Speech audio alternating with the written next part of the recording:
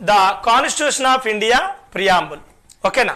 We the people of India, భారత ప్రజలమైన మేము అని రాజ్యాంగ ప్రావేశిక ఇలా ప్రారంభం అవుతుంది. అంటే రాజ్యాంగం తీయగానే ముందు మాట కనిపిస్తుంది. ఈ ముందు మాటలో మొదటి పదం ఇలా మొదటి పేజీలో ప్రియాంబుల్ అని ఉంటుంది. సో అక్కడ ఇలా భారత రాజ్యాంగం కావచ్చు, భారత రాజ్యాంగ ప్రావిష్క కావచ్చు, ఇలా మొదలవుతుంది. We the people of India, భారత ప్రజలమైన మేము, having solemnly resolved to constitute India into a sovereign, socialist, secular, democratic republic and to secure to all its citizens justice, social, economic and political liberty of thought, expression, belief, faith and worship, equality of status and of opportunity, and to promote among them all fraternity, assuring the dignity of the individual and the unity and integrity of the nation. So ఇలా మొత్తానికి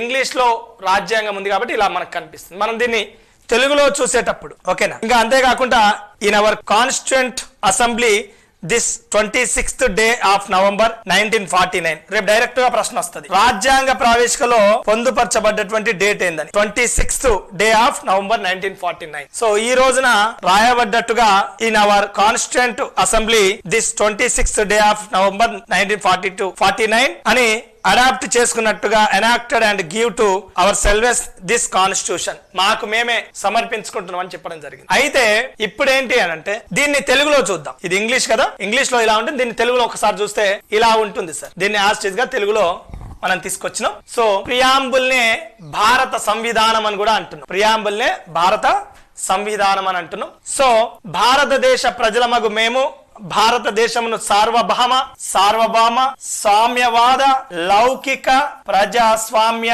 గణతంత్ర రాజ్యముగా నెలకొల్పుటకు మరియు అందరి పౌరులకు సామాజిక ఆర్థిక రాజకీయ న్యాయము. ఓకేనా. ఈ దేశం ఏమని చెప్తారు సార్?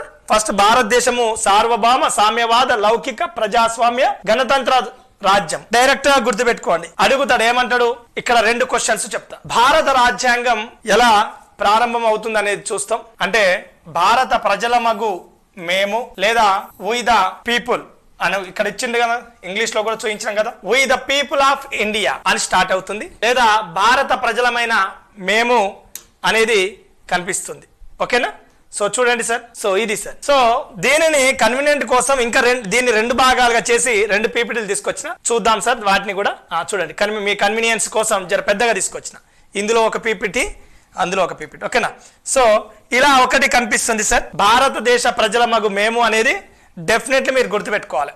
ఎలా ప్రారంభం అవుతుందని మనకు అనేక సార్లు ప్రశ్న వచ్చింది. We the people of India అని స్టార్ట్ అవుతుంది. ఇక రెండవది ఏంటి అని అంటే భారత రాజ్యాంగ ప్రావేశికలో పేర్కొనబడిన పదాల వరుస క్రమం ఆరోహణ క్రమంలో అమర్చండి. అంటే ఎలా ఒకటి నుంచి ఎలా స్టార్ట్ అవుతుంది అని అడిగి ఏబిసి స్మాల్ ఏబిసి అని ఇచ్చి సామ్యవాద లౌకిక గణతంత్ర లౌకిక సామ్యవాద ఇలా అడుగుతుంది. సో మీరు దీనికోసం ఏం చేయండి అంటే మీకు ఒక కోడ్ ప్రొవైడ్ చేస్తా, అది గుర్తుపెట్టుకోండి.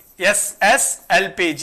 ఎల్పిజి గ్యాస్ తెలుసు కదండి, ఇంట్లో వంట కుక్కర్ లో వాడతాం కదా, ఈ మామూలుగా వంట చేస్తానికి వాడతాం కదా, LPG gas, liquid petroleum gas అంటాం కదా. సో దాన్ని SSLPG అనండి.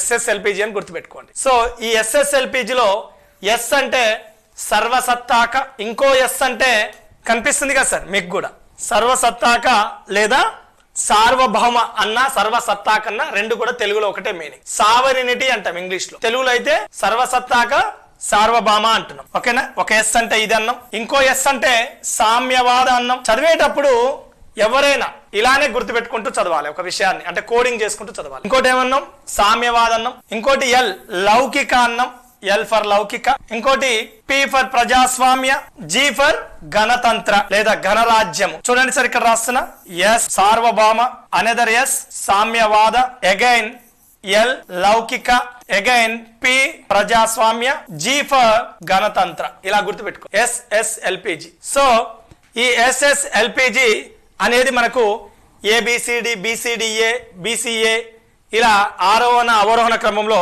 ప్రశ్న వస్తుంది కాబట్టి ఖచ్చితంగా మీరు గుర్తుపెట్టుకోవాల్సిందే. ఓకేనా. ఇది సార్. సో ఇంకా మరొకటి కింద కనిపిస్తుంది కదా సార్, ఒక్కసారి చూడండి సరిగా. ఇంకేముంది సార్, సామాజిక అన్నాడు, సార్వభౌమ సామ్యవాద లౌకిక ప్రజాస్వామ్య ఘనరాజ్యము నెలకొల్పుటకు మరియు అందరి పౌరులెల్లా సామాజిక, ఆర్థిక, రాజకీయ న్యాయం అన్నాడు. ఓకేనా? సో ఈ సామాజిక, ఆర్థిక, రాజకీయ అనే అంశాలని, రాజకీయ న్యాయం అనే అంశాలని ఎక్కడి నుంచి గ్రహించడం అంటే రష్యన్ రాజ్యాంగం నుంచి గ్రహించడం సార్. రష్యన్ కాన్స్టిట్యూషన్ నుంచి గ్రహించడం. రష్యా రాజ్యాంగం ఎక్కడి నుంచి తీసుకోబడ్డాయి? రష్యా రాజ్యాంగం నుంచి తీసుకోబడ్డాయి. కొద్దిగా ముందుకెళ్తాం సార్. ఇప్పుడు ఆ ముందు ఉన్నటువంటి కొన్ని అంశాలని ఎక్కడి నుంచి గ్రహించడం చెప్తా. సో ఇంతవరకు గుర్తుపెట్టుకోండి. నెక్స్ట్ చూడండి సార్, ఈ పీపీటీ ఇక ఇంకేముంది? రాజకీయ న్యాయము, భావము, భావ ప్రకటన, విశ్వాసము, ధర్మము, ఆరాధన, వీటి స్వాతంత్రమును, అంతస్తులోను అవకాశంలోను సమానత్వమును అని అన్నాం. సమానత్వమును చేకూర్చుటకు మరియు వారందరిలో వ్యక్తి గౌరవమును, జాతి ఐక్యతను, అఖండతను తప్పక వనగూర్చు సౌభ్రాతృత్వమును పెంపొందించుటకు సత్యనిష్టాపూర్వకంగా తీర్మానించుకున్నాం. ఓకేనా? సో ఇక్కడ స్పెసిఫిక్ గా కొద్దిగా ముందు దాంట్లో చూసినాం సార్. ఏమంటుండు?